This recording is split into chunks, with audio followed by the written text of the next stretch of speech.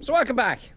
We're at something very different today, and I explain why the trailer's here and the tractor's here in a few minutes, and chainsaws and stuff. So this is the bottom of our big hill, the one you'll see a lot of our silage videos on, because it's one of the very easy fields to actually film drone footage on, because you have no real obstacles apart from that wire at the bottom, of course. So it's always an easy field to record on. You might have noticed in other videos, I'm sorry, I'm still hoarse. I'm getting over a bit of an old chest cold, and it's lingering on quite a bit, so that's why I'm a wee bit hoarse today. But there's an area in our farm you haven't seen, and it's in behind here. None of you have ever actually spotted it because it's so well hidden in. But in here behind me is actually a cottage, and it's hidden in here behind the heap of stuff. I have to watch myself from going in here because there's old bits of scrap and stuff in here, glass and everything, so we have to be really, really careful. Is that perspex? Please tell me that's perspex. Is that perspex? Nope, glass, fortunately. I need a bit of perspex at home. But hidden in here is this old cottage. But before we go any further, I want to explain to you about this little area that we stand in. So this area here, and about 4 acres down there, and about another, I suppose this could be on an acre itself. No, it wouldn't be just an acre, it'd be almost an acre. And there's a little bit on the other side of the road, which is only a tiny wee spot. It's a plot of land that we've been using for the past years, long time now. And you would have seen our calves and cattle coming down here if you watch our videos, and go down to what I call the rough field, the bog field. Now that is all part of this plot. But not that terribly long ago I managed to actually buy the whole thing, and I own it now. It's all my own.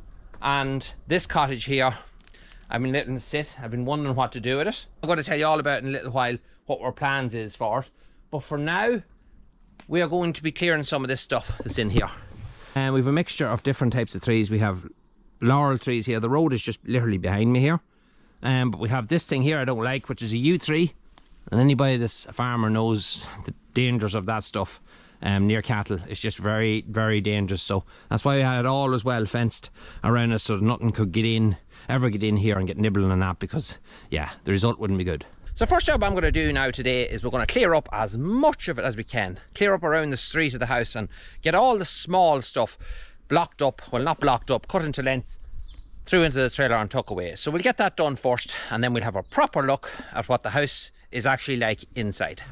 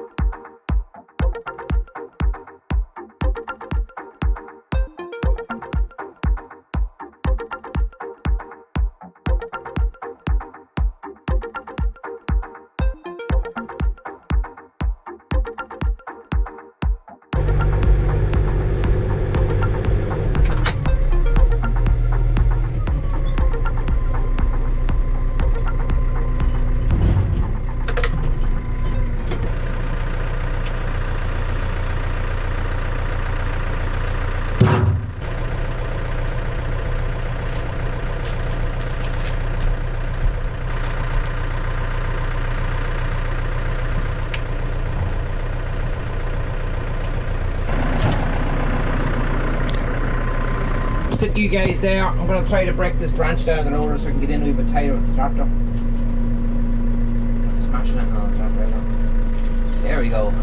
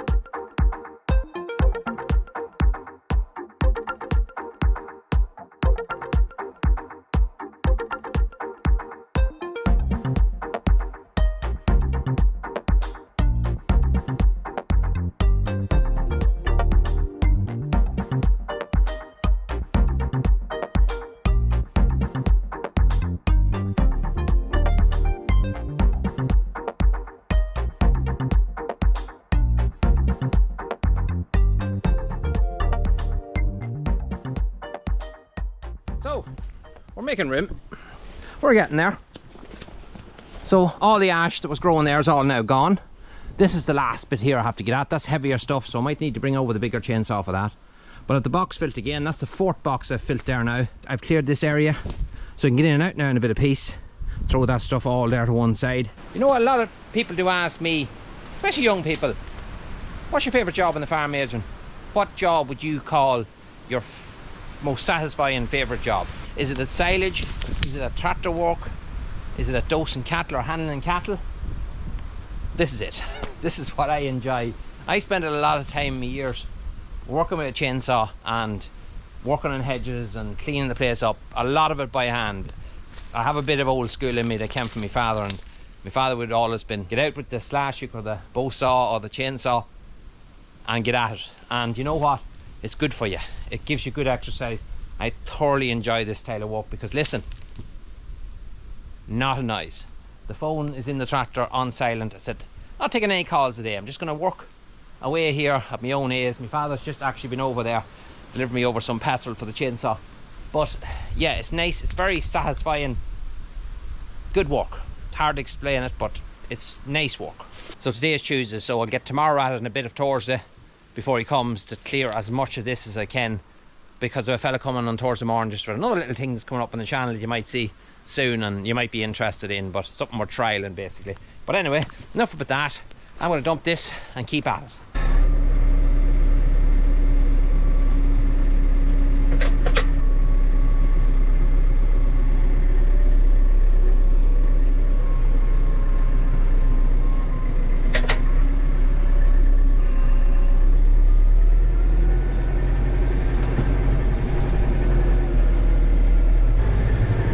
You have the trailer over here, you fill away at it, then take it home at the end of the day and just unload it and just tip it up, come back tomorrow and fill it again.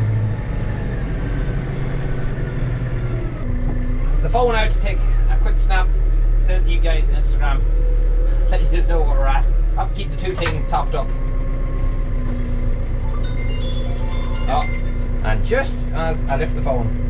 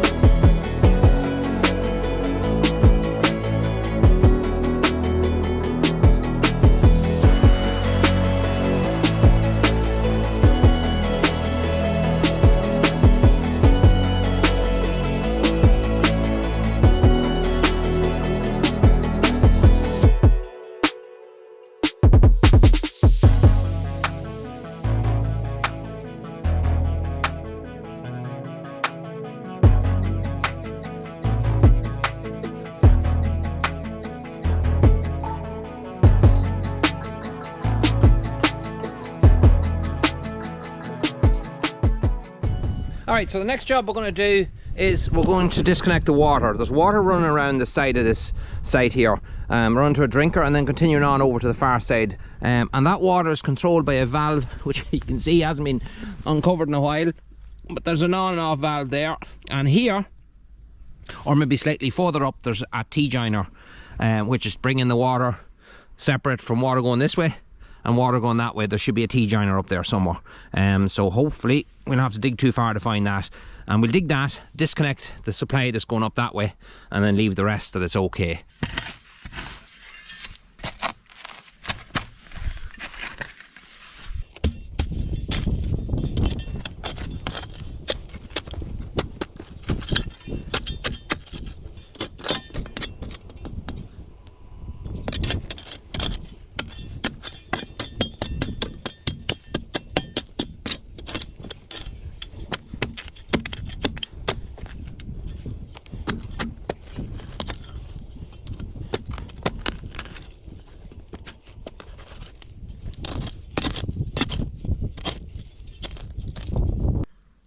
There we go.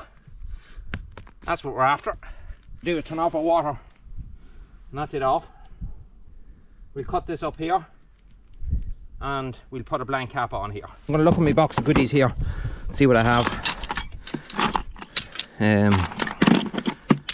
Now, will this be one of those occasions where I have everything I don't need and nothing I want? Haha! Blank cap and all, it was made for the job.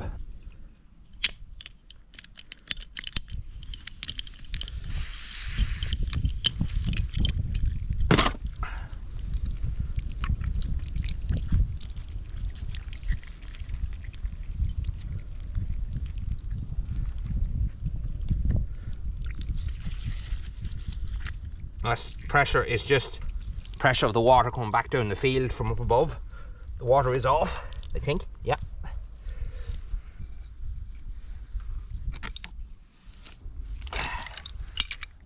Bingo.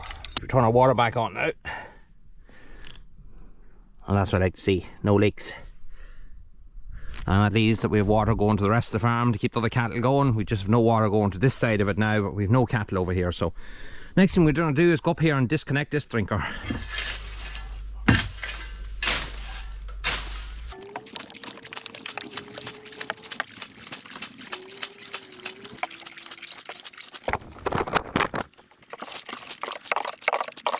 And I'm going to cut this rather than taking it off.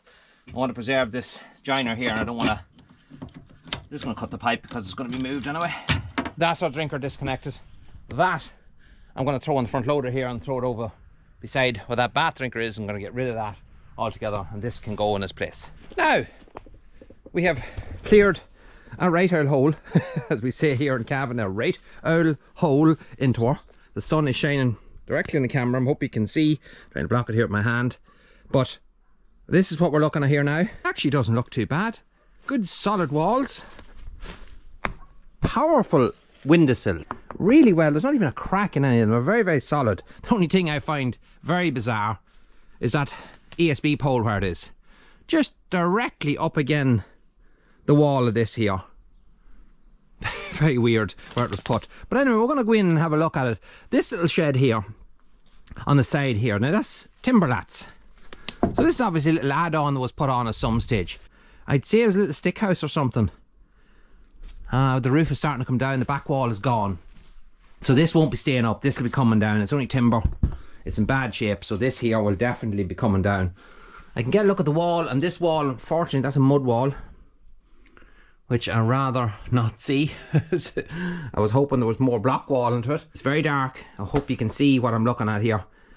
But to me, that's a mixture of mud and stone, which would have been very common in them times. Is what our home house is actually built with, is a mud wall house. The walls in our home house are about 3 feet thick, so you definitely wouldn't need any insulation. You can see here as well, there's another indication that we're probably looking at mud wall as well, because you can see here the thickness of the wall. See how much the windowsill goes in? One thing I really do like is there's no damp in the house. The roof is held up well, and that's probably why the building is still here, because the roof hasn't leaked. But this to me probably was the bedroom. This would have had a partition wall across here. because you can see the timber. There's a cross here and down. So that probably was a partition wall. This would have been the door into it. I know there's a fireplace, but lots of old houses, including the house at home would have had fireplaces in a lot of the rooms in the house. So that was a common enough thing. That there is actually on our home house. What's it called? Someone can let us know. It's not shiplap, but what is it actually called? It's very common. It's on a lot of our home house as well, on the walls and everything. But then this kind of stuff here is styrofoam. It's put over a styrofoam kind of tile. It's an easy way to cover a roof, I suppose. I suppose it would be a big fire hazard. So we tip in through here, the old meter on the ground, the old meter box. So obviously that was probably propped up there somewhere. And these are the old screw-in fuses. We used to have that in our home house as well. Good memories of them old screw-in fuses. Trying to get them and them blowing all the time, but remember them well. Still see the shelves still up. Obviously stuff on top of that. Lovely little window. I love these windows, the way they come in like that. It's very nice the way they're done. I like that whole style of thing. And that's looking out of the front door. We'll go out that way in a second. Roof's in good, well, we'll not get carried away and say it's in good order. But it's not wet. It's dry. The house is very dry inside. By the way, underneath here, a solid concrete floor. We'll clean this all up and scrape it all out when we're cleaning outside. Just clean the whole house out. Closet here as well. Yeah, we've got a board's nest in there in the corner. Window. I think back of this, I'm nearly sure the wall it has, I can see it here, has fallen out on the back here, so it's very thin here. So we're going to have to address that. Just to stop the house from falling, just to keep the house in good order. We walk in through here now, we're into a kitchen. And there's the back door. Can't go out that way, it's completely grown in. I'm currently clearing it out at the minute. Still a bulb in. I wonder is it blown? We see. Just nope. I guarantee that would light. I'm not going to chance it, but I'd say it would. Another little board nest here.